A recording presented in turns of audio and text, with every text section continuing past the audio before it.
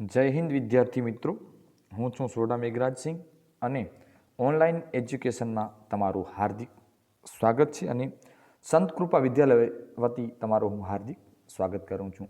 તો વિદ્યાર્થી મિત્રો, આપણે આગળના તાસમાં ઉચ્ચ પ્રદેશનું વર્ગીકરણ અને ઉચ્ચ પ્રદેશોની ચર્ચા કરી હતી અને તેના મહત્ત્વની ચર્ચા કરી હતી.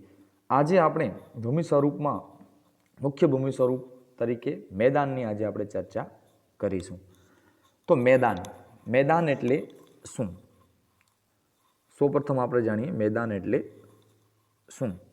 હવે સમુદ્ર સપાટીથી 180 મીટરથી ઓછી ઊંચાઈએ આવેલા સમતલ કે સપાટ ભૂમિભાગને મેદાન તરીકે ઓળખવામાં આવે છે. આ મેદાનની વ્યાખ્યા તમે યાદ રાખો છો કે સમુદ્રની સપાટી છે એનાથી 180 મીટરથી જે ઓછી ઊંચાઈએ આવેલો જે સમતલ કે સપાટ જે ભૂમિનો ભાગ છે એને આપણે મેદાન તરીકે ઓળખીએ છીએ. જે સમુદ્ર સપાટી છે એનાથી 180 મીટરથી જે ઓછી ઊંચાઈ પર આવેલો જે સમતલ કે સપાટ ભૂમિનો જે ભાગ છે એને આપણે મેદાન તરીકે ઓળખીએ છીએ. મેદાનની વ્યાખ્યા તમે યાદ રાખજો. તે પૃથ્વી સપાટીના લગભગ 55% ભાગમાં ફેલાયેલો છે. તો પૃથ્વી સપાટીના કેટલા ભાગમાં ફેલાયેલો છે? તો કે 55% ભાગમાં મેદાન ફેલાયેલા છે. દુનિયાના મોટા ભાગના મેદાન નદીઓ દ્વારા ઠાલવેલા માટીમાંથી નિર્માણ પામ્યા છે. દુનિયાના જે મોટા ભાગના જે મેદાનો છે તેનું નિર્માણ નદીઓએ જે માટી ઠાલવી છે તેના દ્વારા નિર્માણ પામ્યા છે. નદીઓ સિવાય કેટલાક મેદાનનું નિર્માણ પવન, જ્વાળામુખી અને હિમ નદીઓ દ્વારા પણ થાય છે. તો દુનિયાના જે મોટા ભાગના જે મેદાનો છે તે નદી દ્વારા જે કાપ ઠાલવાય છે અથવા તો માટી ઠાલવાય છે તેનામાંથી નિર્માણ પામ્યા છે. અને તેના નદીઓ સિવાય કેટલાક મેદાનનું જે નિર્માણ છે એ પવન, જ્વાળામુખી અને હિમ નદીઓ દ્વારા પણ થાય છે. તો મેદાનની વ્યાખ્યા તમને સમજાઈ ગઈ હશે અને તે પૃથ્વી સપાટીનો લગભગ 55% ભાગમાં ફેલાયેલા છે મેદાનો. અને દુનિયાના મોટા ભાગના મેદાનોની જે રચના છે એ નદીઓ દ્વારા ઠલવાયેલી માટીમાંથી નિર્માણ પામ્યા છે. તે નદીઓ સિવાય પણ કેટલાક મેદાનોનું નિર્માણ છે પવન, જ્વાળામુખી અને હિમ નદીઓ દ્વારા પણ થાય છે. હવે આપણે મેદાનનું વર્ગીકરણ જોઈએ.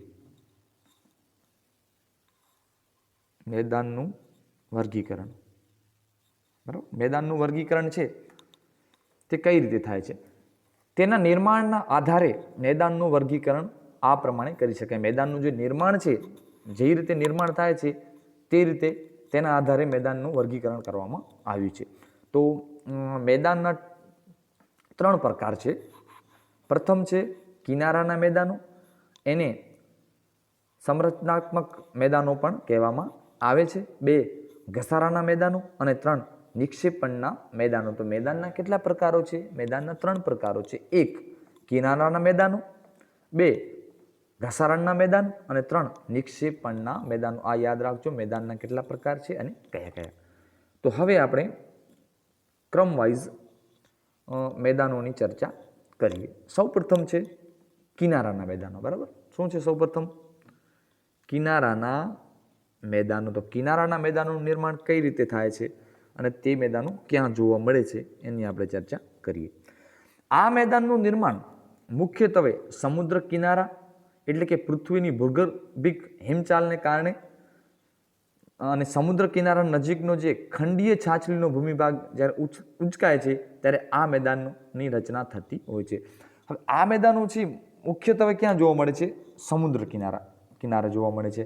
અને ત્યાં જે ભૂગર્ભિક હિમચાલ થતી હોય છે એટલે કે જે જમીનનો ભાગ હલનચલન થતો હોય છે તેના કારણે જે સમુદ્ર કિનારા નજીકનો જે ખંડીય છાછલીનો ભૂમિભાગ છે એ શું થઈ જાય છે?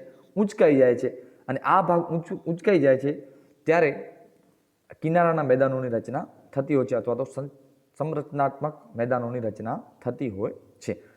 આવા મેદાનો મોટે ભાગે ભૂમિખંડના કિનારે જોવા મળે છે. આવા મેદાનો મોટા ભાગે ક્યાં જોવા મળે છે? તો કે ભૂમિખંડના કિનારે જોવા મળે છે.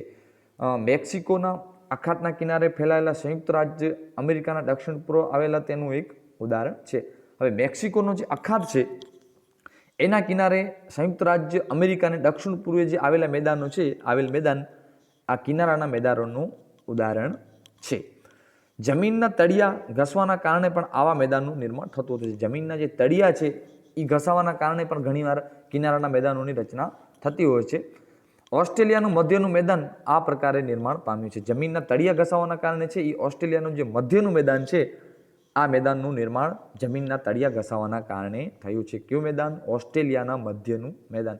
તો કિનારાના મેદાનોની ફરી એકવાર આપણે ચર્ચા કરી લઈએ. આ મેદાનનું જે નિર્માણ છે મુખ્યત્વે ક્યાં થાય છે? સમુદ્ર કિનારા. એટલે કે સમુદ્ર કિનારા જે પૃથ્વીનો ભૂગર્ભિક ભાગ છે ત્યાં હિમચાલ થાય છે અને હિલચાલ એટલે કે હલનચલન થાય છે. અને હલનચલન થવાના કારણે જે સમુદ્ર કિનારાનો ખંડીય છાછલીનો જે ભૂમિભાગ છે શું થઈ જાય છે?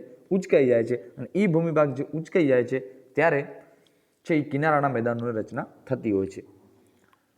તો આ જે મેક્સિકોનો અખાતના જે કિનારે ફેલાયેલો છે જે સંયુક્ત રાજ્ય અમેરિકા દક્ષિણ પૂર્વનું જે મેદાન છે તે તેનું એક ઉદાહરણ છે. અને અમુક સમય છે જે જમીનના તળિયા ઘસાવાના કારણે પણ કિનારાના મેદાનોની રચના થતી હોય છે. તેનું ઉદાહરણ છે ઓસ્ટ્રેલિયાનું મધ્યનું મેદાન આ પ્રકારે નિર્માણ પામ્યું છે. તો આ હતા કિનારાના મેદાનો. હવે આપણે જોઈએ નંબર 2 ઘસારાના મેદાનો. હવે ઘસારાના કારણે કઈ રીતે મેદાનોનું નિર્માણ થતું હોય છે તેની આપણે ચર્ચા કરીએ. પૃથ્વીની સપાટી પર સતત ઘસારણની પ્રક્રિયા ચાલતી હોતી કે પૃથ્વીની જે સપાટી છે તેના ઉપર સતત ઘસારો થતો હોય છે અને ઘસારાની પ્રક્રિયાઓ છે એ સતત ચાલતી રહે છે. જેનાથી લાંબે ગાળે પર્વતો તથા ઉચ્ચ પ્રદેશો, નદી, પવન અને હિમ નદી જેવા પરિબળો દ્વારા ઘસાઈ અને આવા મેદાનો બનતા હોય છે. લાંબા ગાળે છે તે પર્વતો અને ઉચ્ચ પ્રદેશો છે, નદી અને પવન અથવા તો હિમ નદી સાથે ઘસડાઈ અને ઘસારાના મેદાનોનું નિર્માણ થતું હોય છે. જે પર્વતો છે, ઉચ્ચ પ્રદેશો છે તે નદીઓ અથવા તો પવન અથવા તો હિમ નદીના કારણે ઘસાઈ અને મેદાનોની રચના ત્યાં થતી હોય છે. લાંબે ગાળે આ પ્રક્રિયા થતી હોય છે. આવા મેદાન સંપૂર્ણપણે સપાટ નથી બનતા. જે ઘસારાના મેદાનો છે તે સંપૂર્ણ સપાટ મેદાન બનતા નથી. જે અમુક જે નક્કર ખડકો હોય છે તેઓની ટેકરીઓ વચ્ચે જોવા મળે છે. જે નક્કર ખડકો હોય છે એ અમુક જે નક્કર ખડકો હોય છે એ ઘસાતા નથી. એના કારણે અમુક વચ્ચે છે એ મેદાનની વચ્ચે નક્કર ખડકોની ટેકરીઓ વચ્ચે તમને જોવા મળે છે. ઉત્તર કેનેડા અને પશ્ચિમ સાઇબેરિયાના મેદાન ઘસારાથી નિર્માણ પામ્યા છે. હવે એના ઉદાહરણ છે કે ઉત્તર કેનેડા અને પશ્ચિમ સાઇબેરિયાના જે મેદાનો છે એ ઘસારણથી નિર્માણ પામ્યા છે. ઘસારણ દ્વારા બનેલ મેદાનોને પેની પ્લેન પણ કહે છે. આ તમે યાદ રાખજો કે ઘસારાના દ્વારા બનેલ મેદાનોને કયા નામથી ઓળખવામાં આવે છે તો આપણે એને જોઈશું. ઘસારાના કારણે જે મેદાનો જે નિર્માણ પામ્યા છે એને આપણે પેની પ્લેન પણ કહીશું. તો આ યાદ રાખવાનો ટોપિક છે કે ઘસારા દ્વારા જે બનેલ મેદાનો છે એ મેદાનને આપણે કયા નામથી ઓળખીએ છીએ? બીજા તો પેની પ્લેનના નામથી પણ આપણે એને ઓળખીએ છીએ.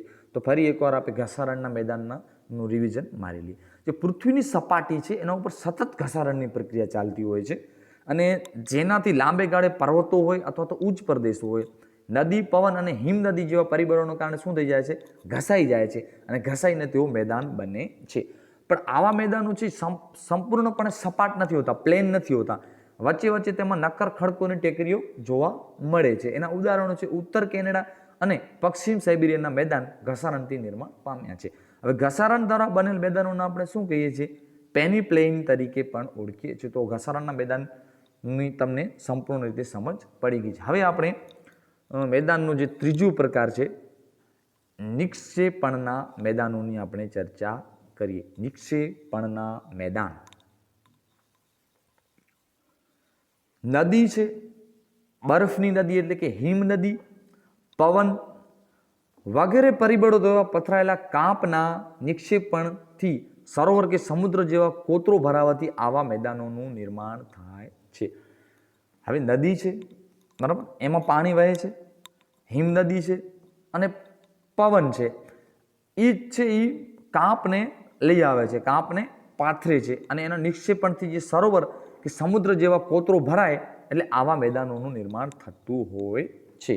બરાબર, તો આવા મેદાનોનું નિર્માણ થતું હોય છે. તેથી તેને નદીકૃત કે કાંપના મેદાન તરીકે પણ ઓળખવામાં આવે છે. નદીઓ છે કે હિમ નદીઓ છે અથવા તો પવન છે, આવા પરિબળો દ્વારા જે પથરાયેલો કાંપ છે નિક્ષેપણથી સરોવર કે સમુદ્ર જેવા કોતરો ભરાઈ જાય એટલે આવા મેદાનોનું નિર્માણ થતું હોય છે.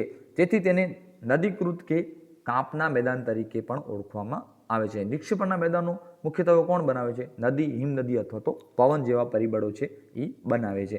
એના દ્વારા જે કાપ અથવા તો માટીનો પથરાવ જે છે ત્યાં નિક્ષેપણ તરીકે ઓળખીએ છીએ. તે સરોવર કે સમુદ્ર જેવા ભાગોનો જે કોતરો હોય તે ભરાઈ જાય તેનાથી આવા મેદાનોનું નિર્માણ થતું હોય છે. તેથી તેને નદીકૃત કે કાપના મેદાન તરીકે પણ ઓળખવામાં આવે છે. ભારતમાં ગંગા યમુનાના મેદાનો છે એના ઉદાહરણો છે. પછી ઉત્તર ચીનમાં હવાંગોનું જે મેદાન છે તે તેનું ઉદાહરણ છે. તો ભારતમાં ગંગા યમુનાના મેદાન અને ઉત્તર ચીનમાં હવાંગોનું મેદાન નિક્ષેપણના મેદાનના ઉદાહરણો છે. ત્યારબાદ છે ઇટાલીમાં જે છે પો નદી દ્વારા બનેલ લોમ્બાર્ડીનું મેદાન કાપના મેદાનોનું વિશિષ્ટ દ્રષ્ટાંત છે. ઇટાલીની જે પો નદી છે એના દ્વારા બનેલ જે કોમ્બાડીનું મેદાન છે તે આ મેદાનોનું વિશિષ્ટ દ્રષ્ટાંત છે. જ્યારે મેદાનોનું નિર્માણ સરોવરમાં કાપના નિક્ષેપણથી પણ થાય છે. સરોવરનું જે કાપનું જે નિક્ષેપણ છે તેના દ્વારા પણ આવા મેદાનોનું નિર્માણ થતો હોય છે. જ્યારે તેને સરોવરના મેદાન તરીકે ઓળખવામાં આવે છે. તો સરોવરના મેદાન તો સરોવરનું જે નિક્ષેપણ છે માટીનો પથરાવ અથવા તો કાપ જે છે એના દ્વારા પણ ઘણીવાર મેદાનોની રચના થતી હોય છે. ત્યારે આવા મેદાનોને આપણે સરોવરના મેદાન તરીકે પણ ઓળખીએ છીએ. હવે એનું એક ઉદાહરણ છે કાશ્મીરની જે ખીણો છે તે ભારતના સરોવરના મેદાનનું ઉદાહરણ છે. જે કાશ્મીર જે છે જમ્મુ કાશ્મીર તેની જે ખીણો છે તે સરોવરના મેદાનનું ઉદાહરણ છે. કારણ કે સરોવરનો જે કાપ છે, સરોવરનું જે નિક્ષેપણ છે એના દ્વારા આ ખીણોની રચના થઈ છે. એટલે એને આપણે સરોવરના મેદાન તરીકે પણ ઓળખીએ છીએ. તો વિદ્યાર્થી મિત્રો, નિક્ષેપણના મેદાનોમાં તમને સમજ પડી ગઈ હશે. હવે આપણે મેદાનોની મહત્વની ચર્ચા કરીએ કે મેદાનોનું મહત્વ શું છે. બરાબર, મેદાનોનું મહત્વની આપણે ચર્ચા કરીએ. હવે મેદાન છે એ માનવ વસાહત એટલે કે માણસો જ્યાં રહે, માણસોનું રહેઠાણ હોય તેના માટે જરૂરી છે. એટલે માનવ વસાહતો, વેપાર વાણિજ્યના સ્થાનો એટલે કે આપણે ધંધો વેપાર કંઈ કરવો હોય એના માટે પણ મેદાન જરૂરી છે. તો વેપાર વાણિજ્યના સ્થાનો, પછી ફળદ્રુપ મેદાનોમાં સ્થાપાય છે. પછી મેદાનોમાં ખેતી પણ ફળદ્રુપ એટલે કે સારી એવી ખેતી પણ થાય છે. સપાટ મેદાન છે એ સડક માર્ગ અને રેલ માર્ગ માટે પણ ઉપયોગી છે. જે સપાટ હોય જ્યાં વચ્ચે કોઈ ખાડા ખાબોચિયા અથવા તો પર્વત કે ટેકરી કે ન હોય વચ્ચે, તો આવા જે સપાટ મેદાનો હોય છે તે મેદાનો ઉપર આપણે સડકનું નિર્માણ કરી શકીએ અથવા તો રેલ માર્ગ પણ બનાવી શકીએ. તો એના માટે પણ આપણે ઉપયોગી પુરવાર થાય છે. જ્યારે ગીચ વસ્તી ધરાવતા શહેરો મેદાનોમાં આવેલા છે.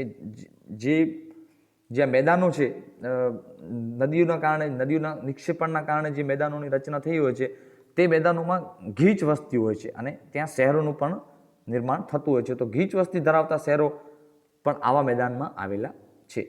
કારણ કે ત્યાં પાણીની પણ સુવિધાઓ હોઈ શકે અથવા તો ફળદ્રુપ જમીન હોઈ શકે. એના કારણે જ્યાં નદીઓના કારણે જે મેદાનોનું નિર્માણ થાય છે ત્યાં વસ્તી ઘણી ગીચ હોય છે અને શહેરો પણ હોય છે.